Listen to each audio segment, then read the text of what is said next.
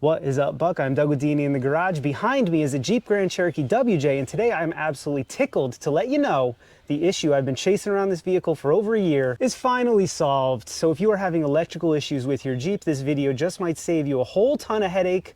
Let's get into it. Now this Jeep has the 4.7 liter V8, but this issue was not specific to the 4.7. The 4 liter could have the exact same issue. Additionally, I did put a video out outlining all of the symptoms, exactly what happened, what I was experiencing, what I had tested, what I'd already tried, and I asked you guys for your opinions. I will leave that video in the corner as well as down in the description, but very briefly, here's what happened. One day, my Jeep was a no crank, no start. I disconnected the battery, it was fine. I reconnected the battery, get in the Jeep, it cranks up and it goes. A bunch of random little electronics in the cab just weren't working anymore. So as I stated in that video, I went through every single ground in this vehicle numerous times. I'm actually gonna do a video outlining of where all of them are because I think that would be helpful for you guys. Leave me a comment down in the squawk boxes if you'd like to see a video outlining where every single WJ ground is and the best way to clean them up and get them running again. But that didn't do it. And I thought for sure it was a ground issue. I poked around the interior fuse box. I poked around the power distribution box, which is the fuse box that's inside the engine compartment. Anything loose I fixed, anything corroded I cleaned, anything dirty I cleaned. No change. Now here's a little bit of background on these Jeeps. Here we are in the driver's seat, and I've gone ahead and removed all the plastics from the steering column so that I can show you where the root of all evil is on these WJs. It's right here. No, it's not your key tumbler. It's what's surrounding your key tumbler. Comes down here, it's actually attached. This white label is on that same module. That module is called your SKIM module, S-K-I-M, Security Key Immobilization Module. It's the thing that reads the little chip inside of your Jeep key to make sure that you're not hot wiring it or trying to start it with a screwdriver or something. The only problem is that system shakes hands with like all the other systems in here. So when something goes wrong with your SKIM, it could present in one of 500 ways. And to make this better, the SKIM goes haywire all the dang time. If you watched my previous video, I expressed that I was pretty sure I was having a SKIM issue because the vehicle was running, I could start it up, it was running just fine. It was just ancillary systems, little bits of the electrical system weren't working as they were supposed to. I could lock my key with this button, I could unlock it with this button, but it wouldn't make that beep anymore. Also, when I unlocked it, my memory seat didn't go back into position. Is it a big deal? No, but something's wrong and I wanted to know what. And you can't just unplug it and have it not be an issue anymore because your vehicle won't start. So here we go, Jeep will start just fine. I'm gonna go down here, find the skimmy boy, and unplug it. He is unplugged. Now look what happens.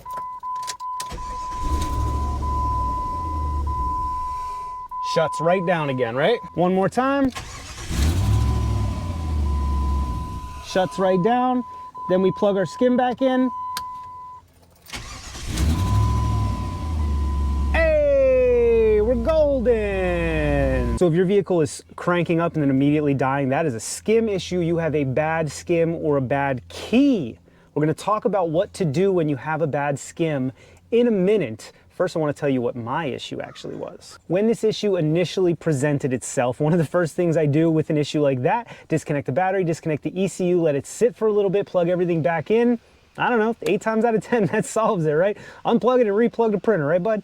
That didn't do anything. In fact, nothing had any change. It was not an intermittent issue. It was a full stop. The things that worked still worked. The things that didn't work didn't work. Specifically, absolutely no response from any of the HVAC controls. I could jump power and get the blower fan to turn on from the engine compartment, but there was nothing going on here. And honestly, that was the biggest issue because I live in Jersey and winters are coming. I didn't drive this Jeep all last winter because I couldn't figure it out, bud. I had no idea what the issue was. I think it was like Thursday or Friday.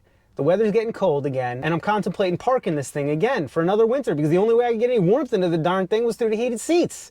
So I come out to it, and I don't know what made me go back to the fuse boxes. So first I took a little voltmeter and I checked to see which fuses had power key off, which fuses had power key on. Then just to be sure, I pulled them, give them a little inspection, make sure everything looks good. And as far as the relays go, I had confirmed that all of these worked, so I switched a couple of them around to see if the issues moved at all.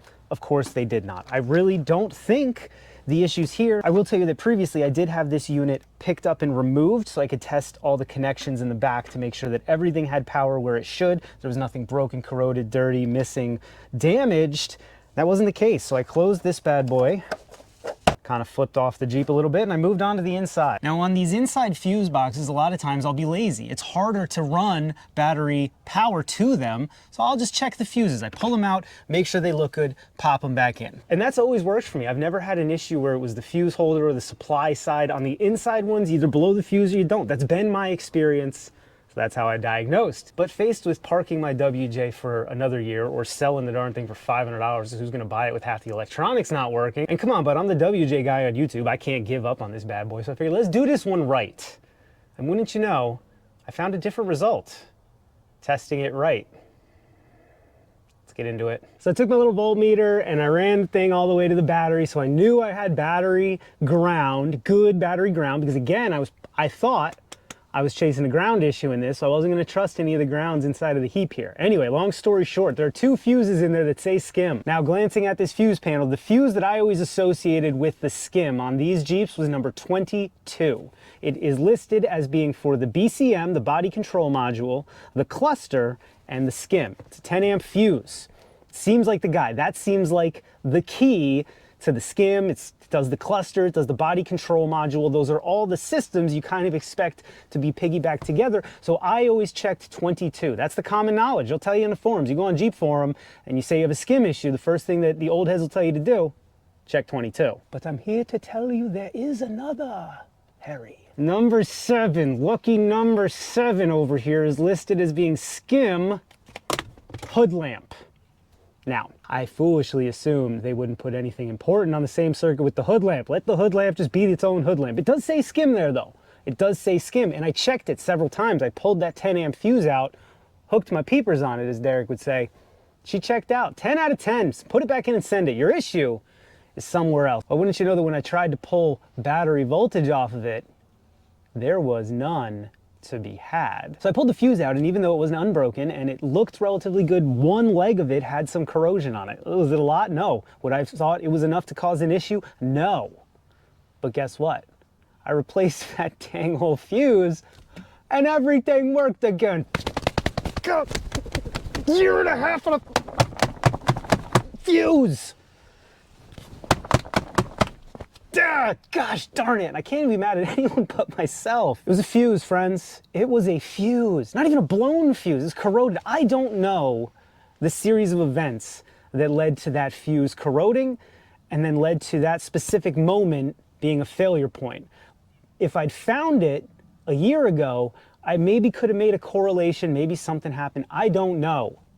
But I can tell you, I pulled every other fuse in there and I cleaned or replaced any ones that looked a little bit questionable. Now friends, I got lucky. I got real lucky. I mean, it took a year, but that's on me. But it was a fuse issue, all right? Additionally, it could have been an issue with the wiring, which is kind of what I was thinking I was getting at, which would have been a heck of a lot harder to chase down because now you got to start pulling harnesses apart. But most of the time on these Jeeps, it's either the SKIM unit itself or it's your ECU. So what do you do if those go bad? You can go to a junkyard and get a new ECU, but you need to get the SKIM that goes with it. There's also a module in the passenger door for your keyless entry, and you got to make sure you get the key with it and the remote, otherwise it's all not going to work, or you got to pay an arm and a leg to the dealership to program the darn thing for you. There is another option though, and I've been kicking it around for a while. Let me tell you a real quick story and then we'll end this video and I'll let you get on your way. I love these Grand Cherokees. I own a couple now, gonna own a couple for the rest of my life. God willing, I'll be buried in one, because I haven't found a hole yet that QuadraDrive 2 can't dig out of. But I've suspected for a long time that the limiting factor on these vehicles for longevity is gonna be the electric system, Chrysler Electronics, right? And as soon as that SKIM starts going wonky on you, you may have a perfectly fine Jeep that runs perfectly, but you can't start and drive because of the SKIM. So what is a guy to do? Well, you can't just replace your ECU if your ECU goes bad, and you can't, as we just demonstrated, just take your SKIM out. If your ECU or your SKIM goes, you need to get a new matching set, or you're gonna need to get everything reprogrammed along with your keys and the module in your passenger side door at the dealership. So what should you do? Well, you should go on your Googleizer and put in WJ SKIM delete. There's about 10 different companies that will take your ECU And what they do is they put it in learning mode. You can't actually delete SKIM on these ECUs. It has to have that, I don't know what, I'm not a computer guy, but it has to have that thing in there. But what you can do is put it in learning mode and then take the SKIM out so it never learns a new SKIM. And then it will function as though the Jeep does not have SKIM. You don't have to have the chip key, and you don't have to have a SKIM unit plugged in. There is a dash light associated with the SKIM that for whatever reason didn't come on before when mine was unplugged, but it looks like this. It's that key with the X through it. If that's ever shown on your dash, that's another good way to confirm you have a SKIM. And I bring it up because if you do go through the learning mode mod thing, you'll have that light on your dash all the time. But hey, I know where you can get electrical tape, or better yet, I know for a fact how easy it is to pull the bulbs out of the back of these clusters. Not that I would ever do that to a check engine light, so I didn't have to look at it anymore. So that's what I'm thinking I'm gonna do. Even though this SKIM issue is resolved, I'm not really interested in waiting for the next one to hit because it's never at a convenient moment, and it's always in the back of your head. If you're a proper WJer and you know about the SKIM issue, you're always wondering when it's gonna hit you. Am I gonna come out of Wally World and not be able to get her started? Am I gonna have the kids in here in the middle of a snowstorm, I'm not gonna be able to get her started? I'm gonna be in the middle of plowing in a snowstorm on a trail somewhere. Who knows, right? I mean, it's a big liability. So what I think I'm gonna do, and what I recommend y'all do, is put that bad boy in learning mode. And that's really it, friends. I chased my grounds around, I chased wiring around, I inspected harnesses and stuff. It was a fuse. Simple answers first. Though I did check that, I just checked it wrong. It's a lesson in trusting yourself or not trusting yourself. I'm not really sure what lesson I should take away from this, other than due diligence.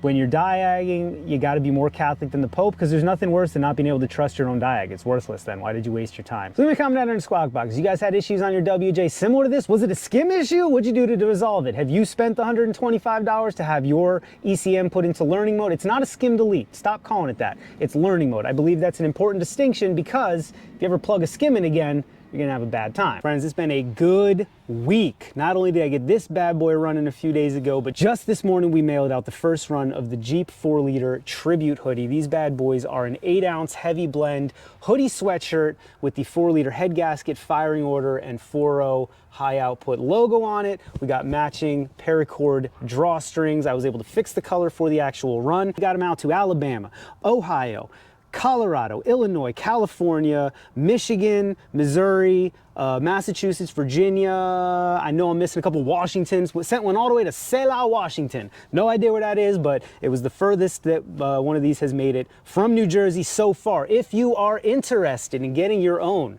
heavy blend 4-liter Tribute hoodie, go to monkeywithatoolbox.com. We're pre-ordering now. Next run will ship on November 30th. I'm also going to have a December 15th run. Both of those are designed to get to you and yours before the big day when the guy comes down the chimney. They make a great Christmas gift for the Jeeper in your life. Even if the Jeeper in your life is you. Not only do they make great gifts and a great way to show off your Jeep pride, but they also help support the channel. So if you've ever watched a D&E video and it's helped you and you wanted to find a way to give a little bit back, maybe get yourself a sweatshirt. Everybody wins there. I'm also going to be launching, hopefully by this Friday, relaunching D&E stickers. We've got some new decals. If y'all know who Eugene the Jeep is, we got a decal of him that we're going to be putting on sale. So check out monkeywithatoolbox.com. That does conclude the advertisement portion of our video. I do want to appeal to you one more time to go down in the squawk boxes and leave me a comment. Let me know what kind of issues you've had on your WJ, and the reason is we have one of the biggest, best WJ communities on YouTube right here on D&E in the Garage, and your comment could help the next guy. Maybe he's got an issue similar to this, but not exactly, and you may hold the answer for that poor little guy. I know personally, I lament that the forums are not as big as they used to. I used to get all my information from the forums, and because of YouTube, now it's all in 20-minute YouTube videos that you have to sift through. Significantly more cumbersome than just reading a forum post at 2 a.m. So I hope this video helped you. If it did, leave me that comment down in the squawk boxes. Let me know what your issues have been on the WJ and how you fixed them. Please go to monkeywithatoolbox.com. Check out the 4.0 Tribute hoodie. Thank you so much for watching. I cannot wait to see y'all on the next one.